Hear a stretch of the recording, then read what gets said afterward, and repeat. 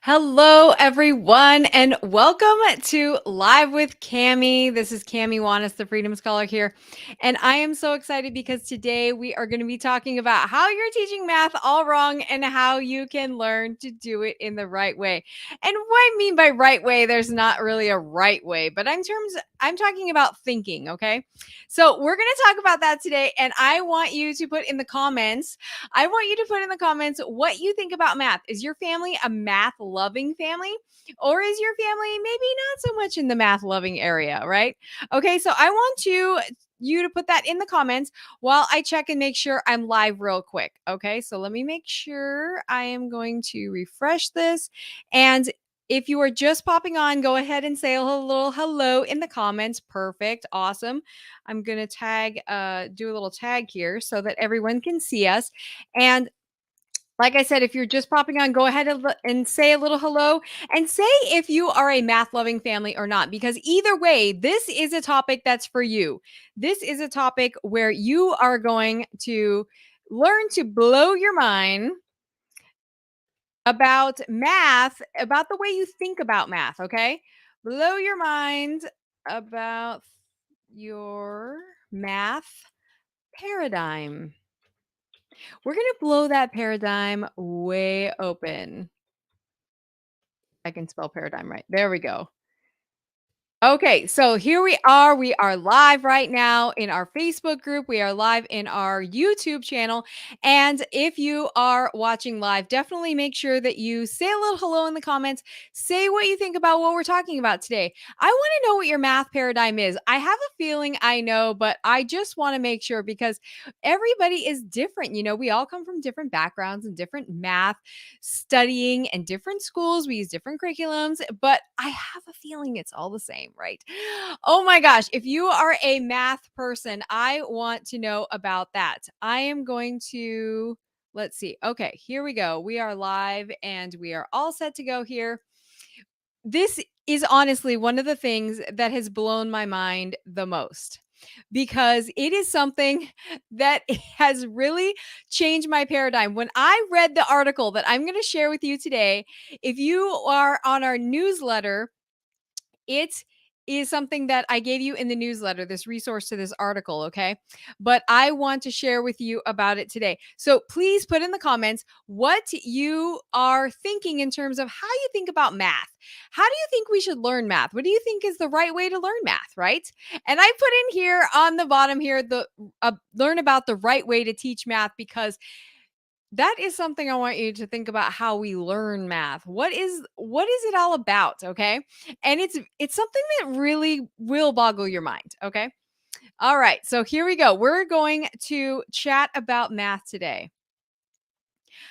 Okay, you guys. So today we're going to be talking about math and this amazing article that when I read it, I blew my mind in terms of my math paradigm. My math paradigm got turned all up on its head, and I was like, man, this makes so much sense. This is exactly what everybody needs to know about math to make it interesting. If I knew this when I was younger, I would love math. I was an English major. I became an English teacher in public school. I loved language arts. I love literature. I still do. And always struggled with math. I did okay. I had B's and stuff. I did fine, A's and B's. But as I got further, it was mostly B's and it was really hard to get those. But I really, really enjoyed literature and English stuff more than math. And that's because I enjoyed the creativity. I enjoyed the process. I enjoyed the thinking of it and the ingenuity and all the things that goes with it. But math didn't have any of that.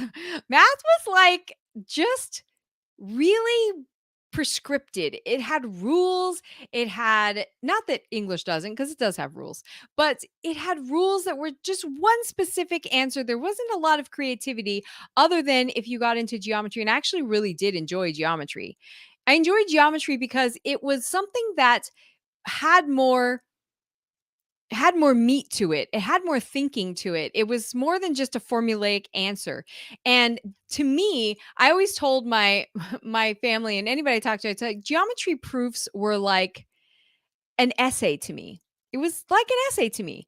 It was, here you have a problem, your thesis statement, right? You have something that you're trying to prove. You have reasons, and those reasons have an explanation attached to it. And you're listing all of those in order. And I felt like for me, geometry was like that. It was so creative, it was more expressive. And I love that about English and literature and all of those, writing and all the things that go with English language arts, and that applied to geometry as well. But I didn't get that in algebra, and I really struggled in algebra. And I think a lot of people do, because algebra is so formulaic. It's so particular and prescribed in terms of, you just have to memorize this. And the further you get, like in pre-calculus and trigonometry, you just have to memorize these formulas and then you just apply them. And I was had a really hard time with that. And it seemed like I could do it in class. I understood it when the teacher explained it to me and helped me through it, because I ended up going into the classroom a lot during lunchtime and before school and stuff to get help. But when I did it on my own, it just, I don't know, it just didn't make any sense to me. So it didn't work out the way that I thought it would. But seriously, a lot of people struggle with that. And this whole conversation, some people do love math, by the way, and they love the formulaic. They love that there's one right answer. They love that there's this very logical way to get from one step to another. And I like the logic too, that part about it, anyways. But I also really miss the creativity in that. And I didn't understand how you could really get creative in that. I got a little bit in college, but again, I wasn't a math major, I wasn't a science major. So I didn't really get into a lot of those classes. And what I did have in college was a little bit more of the creativity of geometry. Like I said earlier, I really love geometry, but it wasn't so much in the, I didn't get so deep into the calculus and all that other stuff. So maybe that is different for some people. And I think that from this article that I'm going to share with you today, that people who love math often love that it's repetitious. It's, you get it down and then you just keep doing it and you're like, "Man, I got this. I feel good about myself," right? so so you get that kind of ego boost or self-confidence boost that you got this kind of thing going on. And for people who are very logical and not very creative, which I actually think most people are, pretty much everybody is very creative. They just haven't been allowed to be creative necessarily, or been shown the skills to be able to unlock the creativity. So that's what we're going to talk about today, because this article is called A Mathematician's Lament by Paul Lockhart. You might have heard it before. It's very, very popular. But A Mathematician's Lament by Paul Lockhart. You can look it up anywhere and you can read it. It's 26 pages. It's a long article, but you'll get it within the first like 2 pages, really. You'll get it within, let's say, 3 pages, okay? But the whole reason why I bring this up is because I had a recent conversation between 2 moms, and one's a homeschooling mom and one is not. Her kids go to public school. And the homeschooling mom was saying, "Man, my son is really hating math. We're struggling in math. Just doesn't want to do any math at all, doesn't see the point, doesn't want to even talk about the idea of math, just hates it altogether." Right. And then the other mom was saying, "My 10-year-old actually really loves math, does really well in school with math. And I just want to get her a tutor so that she can explore more depth about math." So my responses to these parents are actually obviously very different. However, they're different in context, but the actual advice is almost the same. And one is that a tutor is not going to get you to explore math in a much deeper, more creative way most of the time, like 99% of the time. Tutors are going to help you with the formulas, they're going to help you work through the textbook, they're going to help you do the curriculum, but they're not going to get you through the creative part. And they're not going to help you deepen your understanding of mathematics. And I love this article because in here Paul Lockhart talks about the beauty of math. And I know there's beauty there. And I'm so excited to learn it now that I'm an adult and the pressure is off, right? When you're a kid, man, and really when you get into high school, the pressure's on. He talks about that in this article because you got grades and you have transcripts and you have college applications and you want things to look good on college applications, right? So it's something that really puts a lot of pressure on kids and it's required. It's something that's required. You have to know this. And if you don't know math, you're never going to succeed in life and those kind of things, right? There's a lot of pressure around it. Or you're not smart. If you're a mathematician, if you're good at math, you're smart, right? And the other parents I talk to about math, about not having a love of learning of math, well, yeah. If I didn't feel good and feel successful in a subject matter, I'm not going to want to do it again. Who wants to do that, right? I'm not going to want to do it again. And I'm not going to want to do the same way that I've done it before, especially in school. If I didn't feel good about it in school and now we're homeschooling and now I'm doing more curriculum and textbook and things like that, or even online, that's not very fun, right? That's not enjoyable. I don't want to do that, especially if I wasn't good at it to begin with, right? And I love that because it's the same response, is that we have to create the love of learning of math. And so that's where this article comes in, because you guys, I'm going to read to you a little bit today. So you're going to have to be a little bit patient because this story is going to blow your mind and you're going to be like, what? We've learned math the wrong way this whole time. I know. I was in public school. I taught public school. I can tell you the whole system is like this. If we just taught in this way with this idea, we would have a totally different view of math. And everybody, almost everybody, let's just say, would love math because it's fascinating.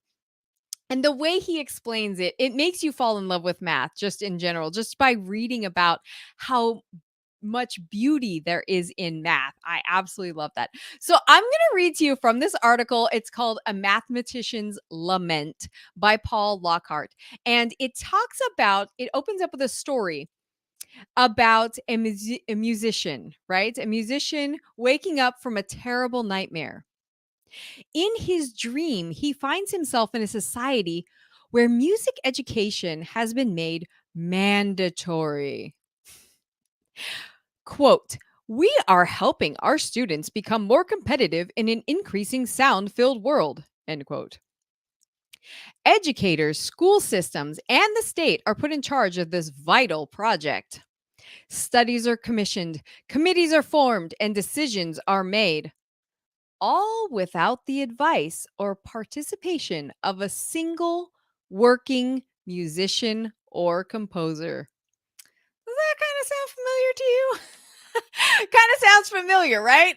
I mean, really, that's typical. What I said here was typical. Experts in education know the best, right? And the experts are typically not the people who are doing the actual work, right, in the world. It's really crazy. So then he says, since musicians are known to set down their ideas in the form of sheet music, these curious black dots and lines must constitute the language of music. Quote, "It is imperative that students become fluent in this language if they are to attain any degree of musical competence. Indeed, it would be ludicrous to expect a child to sing a song or play an instrument without having a thorough grounding in music notation and theory. Playing and listening to music, let alone composing an original piece, are considered very advanced topics and are generally put off until college and often more graduate school." This is sounding familiar. As for primary and secondary schools, their mission is to train students to use this language, to jiggle symbols around according to a fixed set of rules. Quote, "Music class is where we take out our staff paper. Our teacher puts some notes on the board and we copy them or transpose them into a different key. We have to make sure to get the clefs and key signatures right, and our teacher is very picky about making sure that we fill in our quarter notes completely. One time, we had a chromatic scale problem and I did it right, but the teacher gave me no credit because I had the stems pointing the wrong way." Hmm.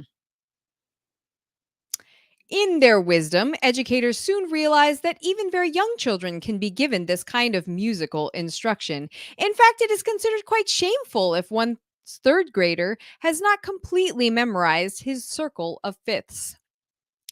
I'll have to get my son a music tutor. He simply won't apply himself to his homework. He says it's boring. He just sits there staring out the window, humming tunes to himself and making up silly songs. In the higher grades, the pressure is really on. After all, the students must be prepared for the standardized tests and college admissions exams. Students must take courses in scales and modes, meter, harmony, and counterpoint. Quote, it's a lot for them to learn, but later in college, when they finally get to hear all this stuff, they'll really appreciate all the hard work they did in high school. End quote. Of course, not many students actually go on to concentrate in music, so only a few will ever get to hear the sounds that the black dots represent. Nevertheless, it's important that every member of society be able to recognize a modulation or a fugal passage, regardless of the fact that they will never hear one. Quote, to tell you the truth, most students just aren't very good at music. They're bored in class, their skills are terrible, and their homework is barely legible. Most of them couldn't care less about how important music is in today's world. They just want to take the minimum number of music courses and be done with it. I guess there are just music people and non music people. I had this one kid, though. Man, he was sensational. Her sheets were impeccable. Every note in the right place, perfect calligraphy, sharps, flats, just beautiful. She's going to make one hell of a musician one day. Waking up in a cold sweat, the musician realizes gratefully that this was all just a crazy dream. Of course, he reassures himself. No society would ever reduce such a beautiful and meaningful art form to something so mindless and trivial. Are you getting it now? No culture could be so cruel to its children as to deprive them of such a natural, satisfying means of human expression. How absurd. And then he goes on to say in the article that he goes on to say the same thing about painting, right? So you do the same thing about painting. And he talks about how teachers were trained by other teachers who were not mathematicians themselves. And so it's really interesting. And that the what they use are curriculum who were not made by mathematicians and who were supplied by the school board, and it tells you what to do, right? Exactly. And so he says it's really amazing. He says in here, the first thing to understand is that mathematics is an art. Did you get that in the story? The mathematics is an art. It's an art form. The difference between math and other arts, he says, such as music and painting, is that our culture does not recognize it as such. Part of the problem is that nobody has the faintest idea what it is that mathematicians do. Isn't that fascinating? Nevertheless, the fact is that there is nothing as dreamy and poetic, nothing as radical, subversive, and psychedelic as mathematics. Isn't that fascinating? Oh my gosh. I think it's just fascinating. So, and he says, mathematics is the purest form of arts. It is he says it's the purest form of the arts as well as the most misunderstood. And then he says this other mathematician G.H. Hardy explains mathematics like this. He says, a mathematician, like a painter or poet, is a maker of patterns, a maker of patterns. If his patterns are more permanent than theirs, it's because they are made with his ideas. Gosh. What beautiful way to describe math. That is not how I learned math. That is not how I learned math at all. He says what math is wondering, playing, amusing yourself with imagination. He says a major theme of mathematics is things are what you want them to be. I love this. I love this. He says math A mathematician's art is asking simple, elegant questions about our imaginary creations and crafting satisfying, beautiful explanations. That's something I really love about what he's talking about here is that mathematics is the art form first. And so what he's saying is we're teaching math backwards, you guys. We're teaching all of this rudimentary, like, well, no, I shouldn't say rudimentary. We're teaching all this formula, all this prescription first before we actually understand the beauty of it and just admire it for what it can be and the creativity of it. And we don't even understand the creativity. Quite frankly, I don't understand the creativity of it. He, he does talk about it in this article. And when you look at it that way, you're like, yes, that is exactly what I loved about English and about language arts. I love the question and just imagining something, imagining a world and then asking a question about it and then finding out little details and stuff like that to just explore more about it. This is what math is. He says there are rules. Of course there are rules. But you can't take away the idea and the imagination. And what we're doing with math when we teach just the problem, oh my gosh, he has such a great example here. Let me find it for you. He says the problem with teaching just a simple word problem is that you're or doing a formula like this, the area of a triangle, right, is a equals half of base versus height, right? We all or base times height. We already know that. We know that to be a formula, but we don't understand the beauty of where it came from. He says, I'm imagining a rectangle and there's a triangle within a rectangle. How much, does the triangle take up of the triangle? I don't know, but let's play with it a little bit. Let's see that that the shapes are if we draw a line from the top to the bottom of the triangle, oh my gosh, we can figure out, well, look, we can just see that this area of the triangle is about the same of the rectangle, right? The outside part of the rectangle. So it's really fascinating to pull that together and think about it in terms of, yes, there are formulas that we can use, but you're missing the whole part before it, the context. And it's not just about application. He says that we don't just say, we don't just say it's for architecture, it's for science, it's for learning about the universe, it's for, doing all this stuff. He says it doesn't have to be like that. It doesn't have to be a for. There doesn't have to be anything that it's for. It can just be the beauty of the experience itself and the imagination that goes with it. And I love that because we always say, oh, well, there's missing application. We need application. And that's true. We do miss the application. But what we're missing before that is we're missing that there's an experience that happens before even the application. Once we have that experience, that's where the creativity of architecture, and so many people get attracted to architecture because you can apply all of this stuff to architecture and then be super creative with it, right? Even in the universe and all the stuff my son loves to watch documentaries about the universe and like just learn about it and stuff. And the things that they're applying and the mathematics they're applying there is so theoretical and creative. And that's what he's saying. We're missing that part where like the what if ever, how do I figure that out? What if that, what if that? And then, oh, that doesn't work this way because it works like this. It doesn't work that way. Oh, that doesn't work at all. Oh, well, that works this way. All of these things we're missing about math, and we're missing the context.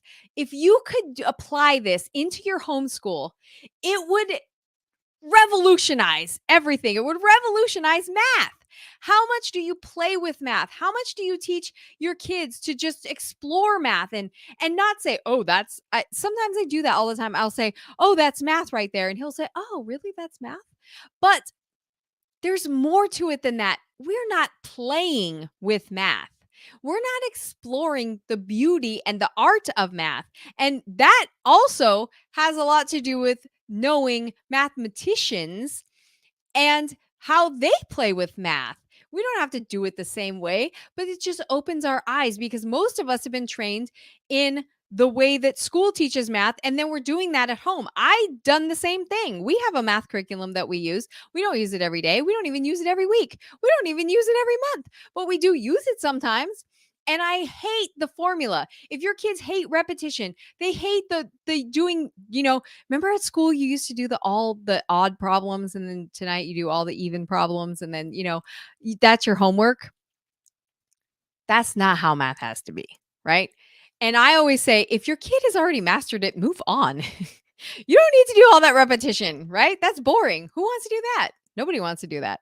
So that's what you can do at home. You can start to explore math.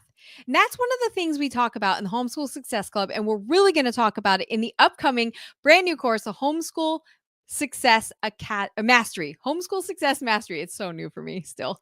Homeschool Success Mastery is a really deep dive into how to master love of these different subjects. And especially, we're going to talk about mastering math too. It's going to be so fun. But I can't wait to teach math this way. I can't wait to turn math on its head. And who wouldn't love math like that? So if your kid doesn't like math, if your family doesn't like math, if you don't like math, stop what you're doing. Stop the conveyor belt, formulaic, prescribed math, and go back and have fun with it and learn about it and just explore with it and play with it. And then turn it on its head. And then you can go into that stuff later, right? Because that's what mathematicians do. And sometimes they do it just because it's fun. And it will be fun if you're doing it that way, right? You guys, I hope this is blowing your mind. I hope you have reacted in the same way I did, which was, what? Yes, this is beautiful. This is exactly what I always wanted math to be, which I didn't know existed. And I love it. It's so exciting. It reminds me of my college geometry teacher, who was this crazy dude, but he had math love. He just had a passion for math, and it was not about formulaic math. He loved the creativity. He loved the thinking, the imagination, all of that. And I was like, okay, whatever, because I'm in college and I don't know any different, and I'm not going to be a math major, so who cares? And I thought it was fun, and I got inspired by that, but I never really understood it because we were still doing formulaic math. But he did convey that passion. And I thought that was really fascinating. So, anyways, you guys, if that really sounds interesting to you, explore different ways, reach out, contact me, and definitely look out for the Homeschool Success Mastery course coming up in late November, actually mid to late November. It's going to be super exciting. I'm so excited about this. I hope you are inspired to go learn about math in the right way and to inspire creativity and the art and love of math, because math is amazing. It's really amazing. And I didn't even know that until I was an adult. How sad is that? Right? But it's true. It's true. Okay, you guys, I hope you are totally excited about math now, and you are ready to get started on a love of math journey. Talk to you next time. Bye bye.